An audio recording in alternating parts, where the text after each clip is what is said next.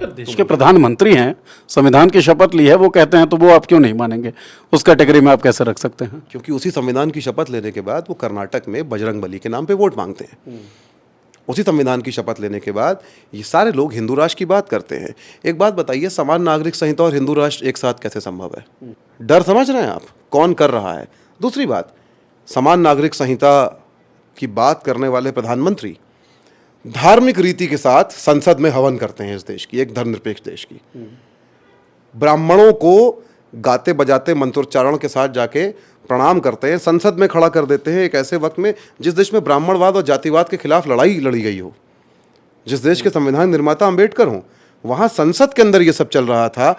धार्मिक रिचुअल, प्रधानमंत्री जाके प्रणाम करते हैं, अपना निजी फंक्शन जैसे मुंडन उंडन का करवा रहे हो घर में, और उसके बाद टीका लगवा के, तिलक लगवा के, मंत्रोच्चार के बीच शेंगोल पकड़ के जा रहे हैं, और फिर वो कह रहे हैं समान नागरिक संहिता, और मैं इस पर यकीन करूं? यानी कि हाथ में छुरा लेके चेहरे पे खून लगाए हुए कोई व्यक्ति ये कहे कि देखिए सब कुछ बहुत अच्छा है पर हिंसा नहीं करनी चाहिए, और आप चाह रहे हैं यकीन किया जाए उस पर? ये कौन सी समान नागरिक संहिता है जहां संसद में आप एक धर्म विशेष की रीतियों से पूजा करवाते हैं, और आप कहेंगे वहां पे बाकी धर्म के लोग भी बिठा दिए गए थे? हवन क्यों हुआ वो शेंगोल के सामने बिठा के? ये संसद के अंदर के कक्ष में, वहां तो कोई इस्लामिक धर्मगुरु या सिख धर्मगुरु या ऐसा धर्मगुरु था, वहां तो केवल ब्राह्मण खड़े हुए थे दक्षिण भारत से आए हुए, जब शेंगोल की पूजा हो रही थी। ये करते हुए और आप कह रहे हैं यूसीसी आप लेकर आएंगे? किसको मजाक बना रहे हैं आप? तो इसके पीछे का प्रयोजन आपको क्या लगता है? क्योंकि देखिए सारी चीजें तो माइंडसेट की है, माइंडसेट रहा होगा, इसीलिए हमने देखा वो दृश्य जब संसद नए भवन का इनॉग्रेशन हो रहा था।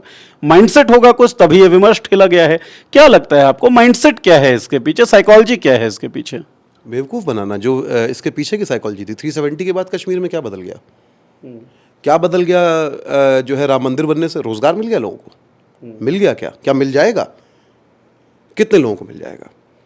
इंडस्ट्रीज ठप होती चली गई, small industries, middle scale, SME, middle scale, सब इंडस्ट्रीज ठप हो गई। आपने कहा जीएसटी आएगा, बहुत कमाल हो जाएगा, क्या हो गया उससे? आप डेटा मैनिपुलेट कर लो बैठ के, या रिलीज ही ना करो, इससे ये सच थोड़ी बदलेगा कि मेरे आपके सबके आसपास चारों तरफ भीड़ घूम रही है बेरोजगार नौजवानों की।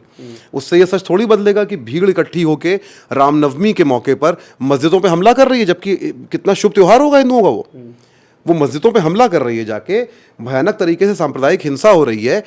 ये सब कुछ हो रहा है खुलेआम। सरकारें कुछ नहीं करती हैं, राज्यों की कुछ भी नहीं करती हैं। महाराष्ट्र में लगातार देखिए किस तरह के आयोजन हो रहे हैं, मध्य प्रदेश में क्या हुआ रामनवमी पे, बिहार में क्या हुआ रामनवमी पे। ये सब करते हुए आप अचानक से ले आओ यूसीसी, सब नागरिक समान है, सब नागरिक समान है। ये बात तय करने के लिए आपको यूसीसी की आवश्यकता नहीं है, नियत की आवश्यकता। और अगर वो होता तो आप ये पहले कर चुके होते। उमर खालिद को कितने दिन हो गए जेल में, और क्यों कपिल मिश्रा जेल में नहीं है? ये आप इस बात को समझिए, यूसीसी। दूसरी बात, कोई भी आदमी आके मुझे कहेगा सादे कागज पे दस्तखत करो, मैं नहीं करूंगा जब तक उस पर कुछ लिखा नहीं है। तो यूनिफॉर्म सिविल कोड के विरोध की बात नहीं है। अरे ड्राफ्ट तो ले आओ भाई, क्या है तो बताओ। अरे कुछ है ही नहीं तो तुम कह रहे हो साथ हो जाओ।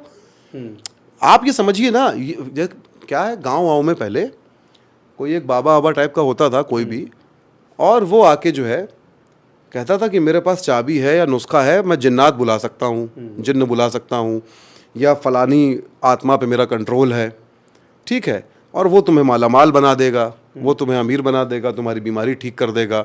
माता आती हैं बाबा पे, देवी आती हैं, देवता आते हैं, ये आता है वो आता है। इसमें सबसे कमाल की बात क्या थी कि लोग यकीन कर लेते थे कि प्रॉस्पेरिटी आ जाएगी, सब अच्छा हो जाएगा।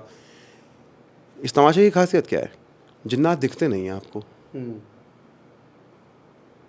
जो चीज़ दिखती नहीं है और बहुत पावरफुल है, लोग सर झुका दे रहे हैं। ये चाह रहे हैं कि यूसीसी भी ऐसे ही हो जाए, कोई जिन्नात। कोई मसौदा नहीं है, ड्राफ्ट नहीं है। प्रधानमंत्री ने जाके बोला, जो आदमी इन्वेस्टिगेटिंग और इन्वेस्टिंग में फर्क ना समझ पाता हो, सॉरी टू से दिस, ये बात मैं लाना नहीं चाहता था, ठीक है, मतलब क्या प्रधानमंत्री क्या हैं? वो हर विषय के विशेषज्ञ हैं, उनको सब कुछ पता है, ऐसा संभव नहीं है ना। तो उसके लिए कानूनविदों की, संविधान के विशेषज्ञों की टीम बैठेगी ना, कि विधि आयोग के अधिकारी बना देंगे बैठ के उसको। आप ये चाह रहे हैं कि यूसीसी का एक मसौदा बने जिसको बनाने के लिए संविधानविदों की कोई टीम भी ना हो, और आप ऐसे उठा के कुछ भी कर देंगे, ठीक।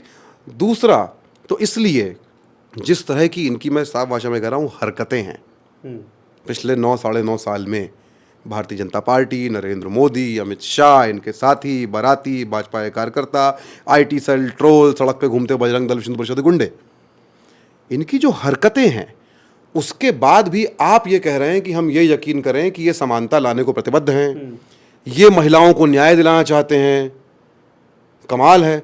और ये जो है यूसीसी ले आएंगे, और वो यूसीसी जो है वो यूसीसी होगा। डर ये है कि यूनिफॉर्म सिविल कोड के नाम पर हिंदू सिविल कोड ना थोप दिया जाए सब पे। दूसरी बात, इस देश में तमाम धर्मों के ही लोग नहीं रहते हैं, केवल इस देश में आदिवासी भी रहते हैं, उनकी अपनी ये तमाम मान्यताएं हैं। इस देश में वो लोग रहते हैं जो किसी धर्म में यकीन नहीं करते। मैं नहीं करता, मैं नहीं हूं धार्मिक, मैं नास्तिक हूं। मेरा स्पेस क्या होगा, मेरा समान अधिकार कैसे आप डिफाइन कर सकते हैं? वे लोग जो शादी नहीं करना चाहते, उनका अधिकार आप कैसे डिफाइन करेंगे? LGBTQIA का आप क्या करेंगे? समलैंगिकों का क्या करेंगे? क्योंकि वो तो अब डिक्रिमिनलाइज्ड है। कोर्ट तो शादी का अधिकार भी देने को तैयार है। आप एक तरफ ये कहते हो, सरकार ने कहा है ना कोर्ट में कि समलैंगिकों को विवाह का अधिकार नहीं दिया जा सकता। कोर्ट ने, सरकार ने कहा ना, वही सरकार कह रही यूनिफॉर्म सिविल कोड लाएंगे। कैसे ले आएगी? एक तरफ उनको शादी का अधिकार नहीं देना है, एक तरफ यूनिफॉर्म सिविल कोड लाना है, तो फिर उनको शादी नहीं करनी तो फिर कोई नहीं करेगा।